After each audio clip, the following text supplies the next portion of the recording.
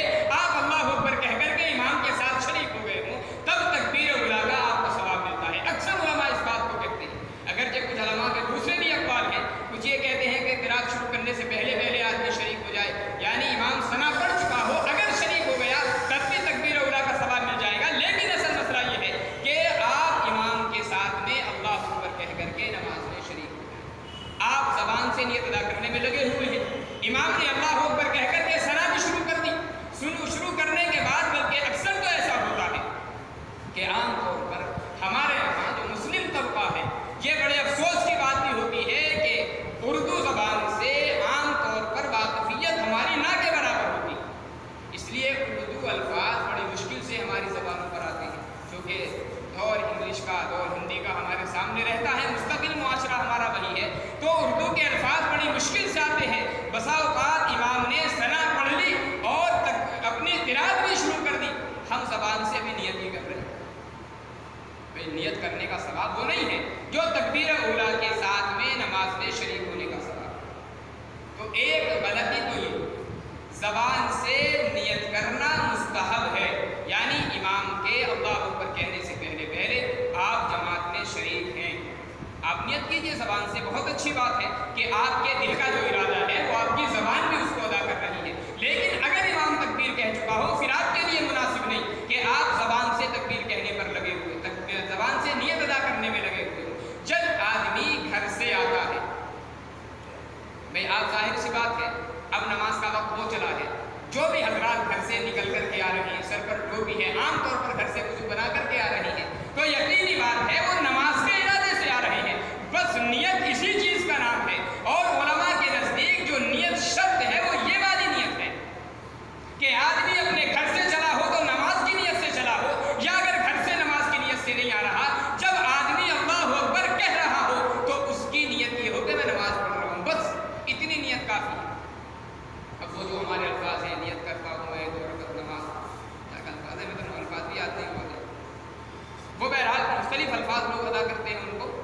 اگر آپ کے پاس اتنا وقت ہے تو آپ ادا کر لیجئے، لیکن اگر امام اللہ اکبر کہہ چکا ہے، تکبیر اولیٰ کہہ چکا ہے، پھر قطعاً مناسب نہیں۔ ایک غلطی۔ دوسری غلطی کیا ہے؟ عام طور پر جو کہ احناف کے یہاں مسئلہ یہ ہے کہ امام اگر قرات کر رہا ہو، جہری قرات کرے امام یا سری قرات کرے، تو امام کے ساتھ آپ کو قرات نہیں کرنی، یہاں تک تو ٹھیک، لیکن ہم نے اس سے ایک مسئلہ اپنی طرف سے یہ بنا لیا کہ جب امام تکبیر کہہ رہا ہو تو ہمیں تکبیر بھی نہیں کہنی، بس خاموشی کے ساتھ رکوع کرتے جائیں، سجدہ کرتے جائیں، اٹھتے جائیں۔ قرات کے لیے تو منع کیا گیا قرآن کریم کے اندر، اذا قرئ القرآن فاستمعوا له وانصتوا، قرآن کریم میں 2 لفظ استعمال کیے، فاستمعوا له وانصتوا، اس کو غور سے سنو اور خاموش ہو۔ علماء نے لکھا ہے یہ 2 نمازوں کے تعلق سے ہے، کیونکہ نمازیں 2 ہیں، ایک نماز وہ ہے جس میں قرات جہرن ہوتی ہے، ہمیں سنائی دیتی ہے، اس نماز کے لیے تو حکم یہ ہے فاستمعوا له، جب قرآن کی تلاوت ہو رہی ہو تو تم غور سے اس کو سنو، لیکن اگر قرات کی آواز ہی نہیں آ رہی، ظہر کی نماز امام پڑھا رہا ہے، عصر کی نماز امام پڑھا رہا ہے، اب امام کی قرات کی تو آواز ہی ہمیں نہیں آتی، اب ہم اس کو غور سے کیسے سنیں؟ قرآن کریم نے اس کے لیے استعمال کیا وَأَنصِتُوا، خاموش کھڑے رہو۔ اگر قرات کی آواز آ رہی ہو، مغرب کی نماز ہے، عشاء کی نماز ہے، فجر کی نماز ہے، قرات کی آواز آ رہی ہے تو آپ پر لازم ہے کہ آپ غور سے قرات کو سنتے رہیں، اپنی قرات میں نہ لگیں، اور اگر امام کی قرات کی آواز نہیں آ رہی ہے تو پھر آپ خاموش ہو۔ قرآن حدیث مبارکہ کے دوسرے ٹکڑے میں ہے، نبی علیہ السلام نے فرمایا فقراءۃ الامام قرات، امام کی جو قرات ہے وہ مقتدیوں کی قرات ہوتی ہے، یعنی امام نے اگر خالی قرات کر لی وہ ایسا ہے گویا کہ تمام مقتدیوں نے قرات کر لی، کیونکہ ہم نے امام کو اپنا حاکم بنا دیا، ہم نے امام کو اپنا پیشوا تسلیم کر لیا، لہذا امام کی نماز صحیح تو ہماری نماز بھی صحیح، امام کی نماز فاسد تو ہماری نماز بھی فاسد۔ یہ ہوتا نہیں ہوتا، امام کی نماز خراب ہو جائے، آپ نے چاہے جتنا اچھا رکوع کیا ہو، چاہے جتنا اچھا سجدہ کیا ہو، کتنے ہی تعبیر ارکان کے ساتھ آپ نے نماز ادا کی ہو، لیکن امام کی نماز اگر فاسد ہے تو آپ کی نماز بھی فاسد ہو جائے گی، اس لیے کہ ہم نے پیشوا اس کو بنایا ہے۔ جب ساری چیزوں میں ہم امام کے تابع تو قرات میں بھی امام کے تابع، یعنی بس امام قرات کر رہا ہے وہ سب کے لیے کافی ہے۔ تو خیر قرات کے لیے تو حکم یہ ہے کہ آپ کو پیچھے پیچھے قرات نہیں کرنی، لیکن بھائی تکبیر کے لیے یہ حکم نہیں کہ تکبیر بھی نہیں کہنی، امام پر تکبیر بھی چھوڑ۔ جب امام تکبیر کہتا ہے اللہ اکبر، رکوع کی تکبیر ہو، رکوع سے اٹھنے کی تکبیر ہو، رکوع میں جانے کی تکبیر ہو، سجدے سے اٹھنے کی تکبیر ہو، یا قاعدے کوئی بھی تکبیر امام جب کہتا ہے تو اس کے ساتھ میں تکبیر ہمیں زبان سے کہہ لینی چاہیے۔ خیر یہ 2 غلطیاں ہیں۔ پہلی غلطی یہ کہ زبان سے نیت کرنے کو ضروری تصور کرنا، یہ کہیں ثابت نہیں ہے، علماء احناف کے یہاں مستحب ضرور ہے، کچھ علماء نے اس کو بدعت بھی اگرچہ لکھا ہے، لیکن علماء احناف یہ کہتے ہیں کہ زبان کا ارادہ جو ہے وہ اگر دل کے ارادے کے ساتھ اجازت مل جائے تو اور زیادہ ارادے میں پختگی آ جاتی ہے. اس لیے بہتر ہے کہ زبان سے ادا کر لیں، لیکن شرط اس کے لیے یہ ہے کہ امام کے جس وقت امام نماز پڑھانا شروع کرتا ہے اسی وقت ہم امام کے ساتھ میں شریک ہو رہے ہیں. اگر امام قرات کر رہا ہے تو پھر ہمیں اجازت نہیں ہے کہ امام کی قرات کرتے ہوئے ہم اپنی زبان سے نیت ادا کرنے میں لگے. دوسری غلطی کیا ہے کہ امام جب تکبیر انتقالات کہتا ہے، تکبیر انتقال کہتے ہیں جو ایک رکن سے دوسرے رکن کی طرف امام منتقل ہوتا ہے. ابھی کھڑا ہوا ہے، قرات کر رہا ہے، رکوع میں جا رہا ہے، رکوع سے کھڑا ہو رہا ہے، پھر سجدے میں جا رہا ہے، سجدے سے کھڑا ہو رہا ہے، پھر قاعدے میں بیٹھ رہا ہے. تو یہ جو تکبیرات ہیں ان تمام کو امام کے ساتھ ہر مقتدی کو اپنی زبان سے کہنا چاہیے. خیر یہ دو غلطیاں